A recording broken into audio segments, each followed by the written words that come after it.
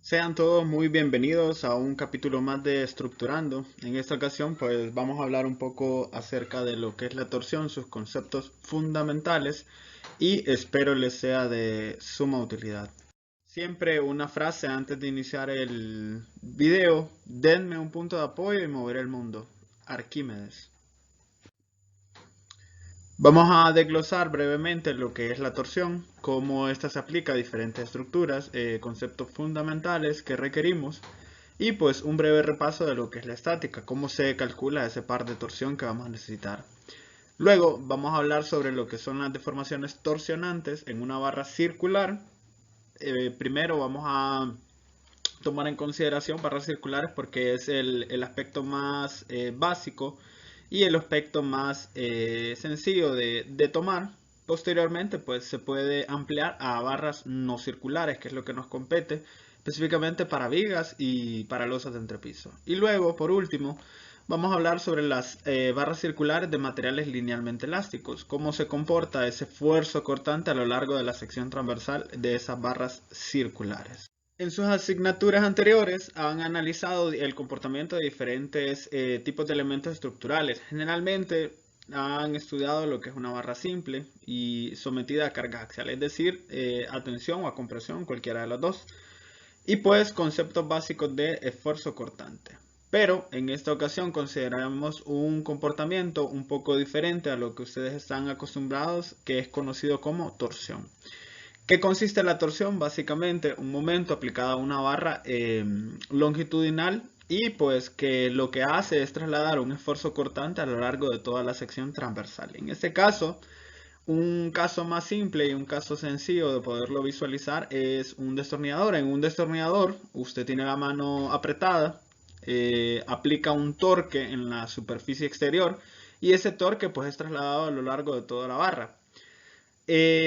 Lo que hace que pues el tornillo ya sea que soque o afloje. Ojo, si la fuerza que usted aplica es mucho mayor de lo que es capaz de soportar el esfuerzo cortante del desatornillador, entonces lo que hace es que pues va perdiendo su punta o simple y sencillamente se quiebra. Ocurre bastante con los taladros cuando se le aplica un torque excesivo, que se quiebre la barra o la broca en su defecto. Entonces, esa torsión o ese torque que se le aplica se traslada a lo largo de la barra hasta llegar al tornillo. En el caso de lo que es una llanta, cuando usted va a aflojar un tornillo, entonces usted toma una cruz de estas, aplica una carga en los dos puntos, en el punto superior y en el punto inferior, y entonces lo que hace es que genera un torque. Entonces apretamos de esta forma para poder aflojar la barra. Si nosotros queremos socarla, pues se invierte el torque, pero lo que está ocurriendo es que nosotros estamos aplicando una fuerza P en cada uno de los extremos y multiplicado por una distancia que le vamos a llamar D. Entonces, si nosotros multiplicamos esa fuerza por esa respectiva distancia, entonces vamos a obtener lo que nosotros denominamos torque o torsión. Entonces esa torsión se traslada a lo largo del eje central de la barra y pues permite dar vuelta a la tuerca. No sé si les ha ocurrido, pero si ustedes exceden esa carga o aplica una fuerza excesiva, generalmente pues acá tiende a zafarse cuando el torque es demasiado excesivo. Entonces eso como introducción brevemente. Ahora, ya ejemplos más prácticos aplicados a lo que nos compete, la ingeniería civil, vamos a tener diferentes elementos o estructuras las cuales están sometidas a torsión, que es al final lo que nos interesa a nosotros. En este caso, pues estaríamos hablando, en primer lugar, de lo que son las vigas con cargas asimétricas. ¿A qué me refiero con cargas asimétricas? Es decir, que no hay una simetría en cuanto a la disposición de esas cargas que se colocan en la parte superior. Entonces, si yo pongo de ejemplo esta losa continua que yo tengo en la parte inferior y yo sé que la carga se distribuye aproximadamente aquí, esta parte de acá, pues tributa directamente a lo que es la columna central. Entonces, si ustedes se fijan, si yo colocara, esta es una carga uniforme, Entonces, si yo colocara la representante de esta carga, estaría en este punto de acá. Pero del otro lado, pues la representante de la carga estaría en este punto de acá. Si ustedes se fijan, la distancia es aproximadamente la misma. Por lo tanto, esta carga de la derecha me genera una torsión en el punto central, es decir, en este punto de acá. Me está generando una torsión que tiende a rotar la viga que está en ese punto de acá. Tiende a rotarla en este sentido. En ese sentido de esta carga del lado derecho. Pero la carga que está en el lado izquierdo tiende a rotar en sentido contrario. Entonces estamos en una situación de equilibrio donde, si ustedes pueden ver, estas dos cargas pues básicamente lo que hacen es que se cancelan entre sí con respecto al torque. Una gira en sentido hacia la derecha y la otra gira en sentido hacia la izquierda, por lo tanto se contrarrestan. Ahora, si observamos de este lado de acá, de esta zona de acá, entonces, y aplicamos la misma analogía, entonces tendríamos una carga que sería la representante de la losa en ese punto aplicado acá. Ahora, si pueden notar, en este punto de acá, que sería la viga, en esta viga pues únicamente tenemos esta carga de acá. ¿Qué es lo que está ocurriendo? Hay un torque, una torsión en este sentido de acá. Y debido a que es asimétrica, es decir, que no hay una carga que la contrarreste del otro lado, por lo tanto está generando una torsión. Entonces, estas vigas que son laterales, estas vigas generalmente que son perimetrales, están sometidos a un esfuerzo de torsión. Por lo tanto, al momento de que usted realice sus diferentes diseños en esas vigas, tiene que tomar en consideración ese esfuerzo cortante debido a esa asimetría. Luego, bueno, en un caso real, y pues acá lo pueden observar, ¿verdad? Si yo en esta edificación que tengo en la parte superior hiciera lo mismo, pues acá pues tal vez habría una cierta compensación. Tengo una carga acá, debido al voladizo. Entonces, en este caso de acá, pues no se estaría generando el torque. Pero del otro lado, habría que ver si no hay voladizo. Si no hay voladizo, pues entonces tendría que tomar en consideración ese torque. Ahora, en el caso de las gradas, de los descansos de escaleras y la grada en general, pues yo sé que en este extremo de acá, esta losa generalmente viene apoyada sobre el núcleo de gradas.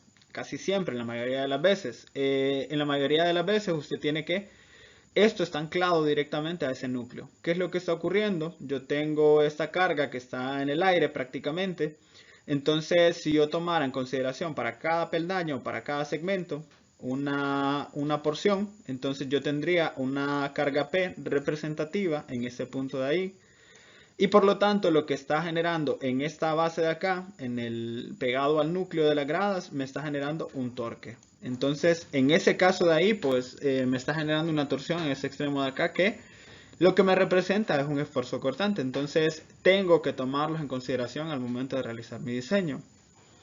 Por último, y un caso que compete bastante, es el caso de las losas. En el caso de las losas, pues no sé si han observado que generalmente hay un entramado, ¿verdad? Que se coloca en este sentido de acá. Y pues no es necesario, en este caso, ese entramado que se coloca o esa malla se coloca para que absorba los esfuerzos de flexión debido al peso propio de la losa y también pues para las cargas vivas, las cargas de las personas o cualquier cosa que vaya a estar en la parte superior. Ahora, ocurre algo peculiar en las esquinas, en los bordes. Entonces, cuando yo me voy acercando al borde de la losa, exactamente en las esquinas, en estos bordes, generalmente, cuando se hace el análisis, se puede observar que hay un esfuerzo cortante o una torsión que se está aplicando en ese punto de ahí. Entonces, en este tramo de acá, pues yo tengo que tomar en consideración ese cortante debido a esa torsión que me está generando en esos extremos de ahí. Entonces, en los modelos se puede ver claramente en el cual donde esta zona de acá hay concentraciones de esfuerzo debido a esa torsión. Entonces, estos son casos reales que nos competen y que al final, pues, nosotros podemos encontrar o observar en la vida real de estructuras que nos permiten aplicar estos conceptos de torsión. Ahora, en este caso de acá, si nosotros idealizamos una carga torsional, podemos observar una barra en la cual pues tengo aplicado un pequeño elemento que lo atraviesa de lado a lado y tengo una carga P1 aplicada en los bordes de esa barrita. Entonces, en este caso de acá, en esta primera carga, pues yo voy a tener que gira en sentido de las manecillas del reloj. Y pues ambas están separadas por una distancia de 1. Si yo quiero conocer cuál es el torque o cuál es la torsión que me está generando estas dos cargas que tengo aplicadas acá, tengo que multiplicar esa carga P1 por su respectiva distancia. Entonces eso lo encuentro acá. Este primer par tiene una torsión igual a P1 por D1. No se olvide ese concepto fundamental, que ese torque o ese momento es esas dos fuerzas que son paralelas en sentido opuesto multiplicadas por su distancia D1. Lo mismo ocurre para esta carga P2. Si se fijan, está girando en sentido contrario a la velocidad del reloj. Y pues el torque o la torsión que me está generando es precisamente P2, que son las fuerzas paralelas entre sí, por la distancia a la cual están separadas, que es la distancia de 2. Entonces, así es como calcularía yo ese par de torsión, y pues ese par de torsión se traslada a lo largo de toda la barra. Ahora, ¿cuáles son las unidades que yo voy a tomar en consideración? Como estamos hablando de un momento, prácticamente las unidades van a ser las mismas. Recuerden que las unidades no son otra cosa que fuerza por distancia. Para el sistema inglés únicamente voy a tener estas dos de acá, la libra por pie y la libra por pulgada. Para el sistema internacional generalmente lo que se utiliza es newton por metro o kilogramo fuerza por metro en la mayoría de los casos. Ese momento o par de torsión se puede representar por medio de un vector en forma de cabeza doble. Hay dos nomenclaturas generalmente. Esta es la primera, con una flecha que básicamente yo la voy a señalizar de acuerdo a la regla de la mano derecha o la regla del tornillo, como ustedes lo quieran ver. Si yo a esta carga la representara de otra manera, la segunda forma de representarla es ver hacia dónde está girando. Entonces, yo sé que la carga P1 me está girando en este sentido de acá. Y la carga P2 me está girando en este sentido de acá. Lo podemos observar en la imagen. Ahora, la regla de la mano derecha, ¿cómo sería? La regla de la mano derecha, si ustedes pueden notar, yo agarro la mano derecha y la hago rotar en el sentido de T2. La roto en este sentido de acá. El dedo gordo me está apuntando hacia afuera, por lo tanto, esas dos flechitas, noten que son dos flechitas, me generan un par de torsión T2. Ese par de torsión T2 yo lo represento de esta forma. Ahora, el par de torsión T1 me está girando en este sentido. Cuando yo aplico esa carga T1 a la barra, entonces puedo observar que está girando en este sentido. Si aplico la misma regla de la mano derecha, entonces lo que está ocurriendo es que el dedo gordo apunta hacia adentro y entonces en esa dirección yo voy a colocar T1. La otra nomenclatura o la otra forma de poderlo visualizar es la regla del tornillo. Noten que si yo imaginara un tornillo, acá la cabeza de un tornillo en este extremo, y lo hago rotar en este sentido de acá, el tornillo sale, quiere decir que va hacia afuera. Entonces las dos flechitas van en el sentido del movimiento del tornillo. Si yo lo giro en este sentido, estoy desenroscando y por lo tanto sale. Fíjense la dirección de las flechas, van hacia afuera. Caso contrario, noten esta de acá, ¿verdad? En esta de acá, pues yo estoy socando ese tornillo, por lo tanto la dirección del movimiento es hacia adentro. Miren las dos flechitas. Entonces, ya sea de una forma o de otra, ambos representan lo mismo, la regla de la mano derecha o la regla del tornillo, como a ustedes se les haga más sencillo.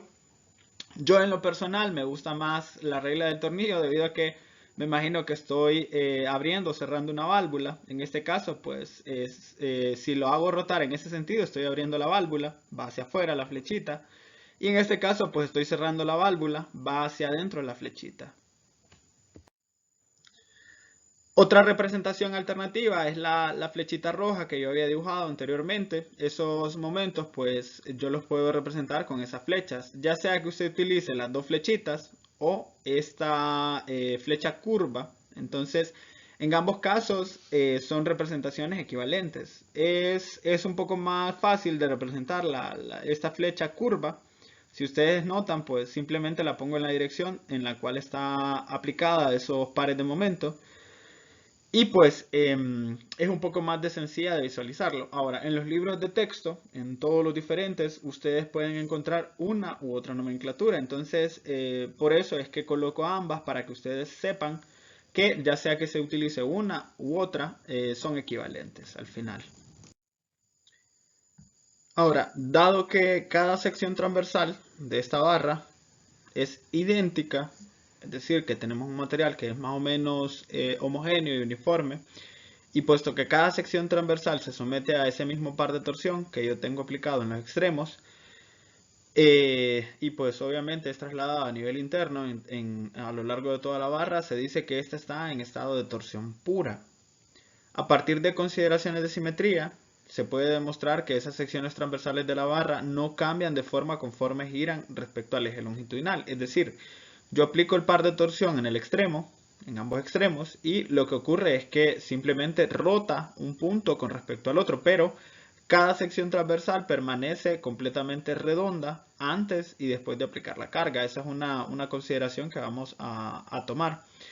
La otra cosa es que si yo tengo este punto P en el extremo izquierdo fijo completamente y aplico el par de torsión en este lado de acá, entonces la barra, como es elástica, linealmente elástica, tiende a rotar.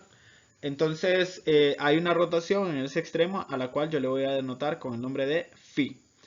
Ese recibe un nombre de ángulo de torsión o ángulo de rotación, como ustedes lo quieran ver. Y pues pueden observar que si yo pongo fijo este extremo de acá y este de acá es el que yo hago rotar, entonces el valor máximo de rotación va a ser igual a phi en este lado de acá y va a valer 0 en este punto de acá. También perfectamente con una regla de 3 y dependiendo de la distancia x a la cual yo me ubique, puedo determinar, obtener un valor de phi en función de esa distancia a la cual yo quiero evaluar. Recordando y tomando en consideración que en este punto vale 0 y en este punto vale phi. Luego, para poder determinar las deformaciones unitarias por cortante en esa superficie exterior, pues hago o echo mano de lo que es una imagen estroboscópica. Cuando yo aplico ese par de torsión en los extremos, ocurre algo peculiar. Tiende a rotar ese ángulo phi que mencionamos y pues por lo tanto, si yo tomo un pequeño diferencial sobre la barra, este pues es completamente cuadrado. Este diferencial pues tiene unas longitudes o unas dimensiones de diferencial de x por diferencial de x. Ahora, antes de aplicar la barra, la carga es completamente cuadrado y después de aplicar la carga se transforma en romboidal debido a que como está aplicándose un ángulo de rotación, este pues tiende a girar a lo largo de toda la barra. Este diferencial ahora en forma de romboide pues gira un ángulo de gamma medios. Los segmentos circulares a lo largo de la barra, ya lo habíamos mencionado, permanecen completamente uniformes a lo largo de la sección transversal y lo único que hacen es que están rotando en sus diferentes posiciones. Ahora, para poder determinar cómo yo relaciono este par de torsión con esa deformación unitaria que está ocurriendo, esta deformación angular, esta distorsión angular, entonces tenemos que jugar con ciertos criterios. En primer lugar, yo tengo que anotar este pequeño diferencial que estoy tomando en consideración aquí, le vamos a llamar un diferencial de x, y vamos a analizarlo de una manera un poquitito más aislada. Si yo llamo el punto A en el extremo de este lado, y llamo B el extremo de ese lado, del lado derecho, y aplico ese par de torsión, pues yo sé que está rotando un determinado ángulo. Ese ángulo o esa deformación máxima, que es la que ocurre acá, esa deformación angular le voy a llamar gamma máximo. Ahora, tengo acá pues un punto B' que básicamente es la distancia que recorre desde el punto B al punto B'. Estos dos puntos de acá. Igual ocurre lo mismo con C y C'. Entonces, esos elementos yo los voy a representar de esta forma. Ese elemento está sometido a un estado de cortante puro, es decir, los únicos esfuerzos que yo tengo a lo largo de la barra son de cortante, lo cual significa que ese elemento está sometido a deformaciones por cortante, es decir, deformaciones angulares, pero no a deformaciones normales. De su clase, de sus clases anteriores y del análisis de los materiales, nosotros sabemos que existen dos tipos de esfuerzos, los esfuerzos axiales, que básicamente van perpendiculares a este elemento diferencial, y esfuerzos cortantes que van paralelos a la superficie de corte, es decir, esto que está ocurriendo acá. Cuando yo aplico ese par de torsión, me genera un esfuerzo cortante sobre esa superficie que lo que hace es que me distorsiona este elemento diferencial y me lo hace moverse a un ángulo gamma. Si yo lo represento como gamma medios o gamma medios, entonces esta sería la distorsión que yo tendría o que observaría a nivel de ese cubo elemental o ese diferencial. Esa magnitud, es decir, esa deformación máxima, ese gamma máximo que está ocurriendo, esa distorsión angular, ¿cómo la mido? Si yo tengo que esta distorsión o este ángulo, que es el que está ocurriendo acá en la superficie exterior, la denoto como gamma máximo, y yo sé que va a ser una distorsión extremadamente pequeña debido a que estoy trabajando con diferenciales, lo que ocurre es que lo puedo asemejar en física. Yo sé que la tangente, es decir, el lado opuesto entre el lado adyacente, para valores pequeños se aproxima al valor del ángulo. Entonces, si yo llamo acá la tangente de gamma máximo, yo sé que va a ser igual al lado opuesto entre el lado adyacente. Lado opuesto va a ser B, la distancia de B a B', que es lo que tengo en la parte superior, y la distancia de A a B, que es lo que tengo en la parte inferior. La tangente de gamma máximo es el lado opuesto entre el lado adyacente. Ahora bien, para valores extremadamente pequeños, la tangente de ese ángulo pequeñito, extremadamente pequeño, entonces se aproxima a ese valor del ángulo. Por esa razón es que yo puedo decir que tangente de gamma máximo es aproximadamente gamma máximo. Entonces tengo una primera ecuación que me relaciona esa distorsión angular, esa deformación debido a ese cortante, con ese diferencial. Luego, si yo denoto con la letra R minúscula la distancia del radio desde el centro de la barra hasta el borde exterior, y pues como estamos trabajando con diferenciales, llamo diferencial de phi a ese valor pequeño, angular, que está rotando. Entonces puedo obtener otra ecuación. Yo sé que gamma máximo es la distancia de B a B' dividido entre la distancia de A a B. La distancia de B a B', yo sé de geometría que para poder encontrar esta distancia de acá para este pequeño ángulo va a ser igual a R multiplicado por el diferencial de phi, que es lo que tengo en la parte superior. B sobre B' es igual a R por el diferencial de phi, dividido entre el diferencial de X, que sería la distancia de A a B. Entonces ya tendría una primera ecuación que me relacionaría lo que es la deformación unitaria por cortante con el radio de la barra, con el diferencial de phi, que es un dato que puedo obtener, y con el diferencial de X. Ahora, esa ecuación relaciona la deformación unitaria cortante en la superficie exterior de la barra con ese ángulo de torsión que yo puedo determinar o que puedo calcular. Luego, hay otra representación más. Si yo le llamo a esta distancia de acá, diferencial de phi dividido sobre ese diferencial de x, le llamo teta, como una razón de torsión, básicamente sería una razón por unidad. Yo puedo establecer otra ecuación más. Yo le voy a llamar teta, que recordemos que va a ser una razón de torsión, diferencial de phi dividido sobre diferencial de x. Como estamos hablando de un caso especial de torsión, que es la torsión pura, yo puedo establecer que ese valor de teta va a ser igual a phi dividido entre la longitud. Básicamente, cuánto está rotando por unidad de longitud. Por lo tanto, si yo sustituyo esas ecuaciones, yo sé que la deformación unitaria por cortante máxima va a ser igual a R multiplicada por teta. Pero teta yo sé que va a ser igual a phi dividido sobre L. Entonces, ahora ya tengo una ecuación que me relaciona esa deformación unitaria por cortante con el radio de la barra, con el valor de phi que puedo determinar, y pues con la longitud, que es un parámetro que yo puedo obtener perfectamente. Esta ecuación se puede obtener directamente de la geometría de la figura, simple y sencillamente si observamos que esas líneas PQ y PQ', básicamente, es decir, gamma máximo es el ángulo Q de P a Q'. Entonces tendríamos esta primera ecuación de acercamiento. Si yo quiero analizar las deformaciones que se van produciendo a lo largo de la barra, es decir, sobre esa sección transversal, yo tengo que tener claro que la deformación máxima se produce en el borde exterior. Pero quiero saber cuál es el comportamiento en la medida que me voy acercando hacia el centro. Yo sé que en el centro, pues, no se produce una deformación debido a cortante, debido a que esa deformación en el centro vale 0. Por lo tanto, puedo establecer, y debido a que estamos en el rango lineal, que esto, pues, lo puedo sacar mediante una proporción, una regla de 3, sencillamente.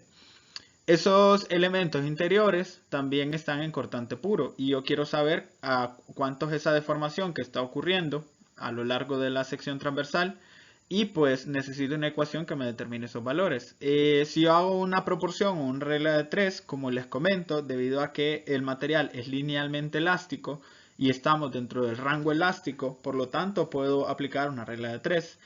Yo sé que la deformación máxima se produce a una distancia r de la barra. Ahora, quiero saber cuánto es la deformación en un punto determinado dentro de la barra.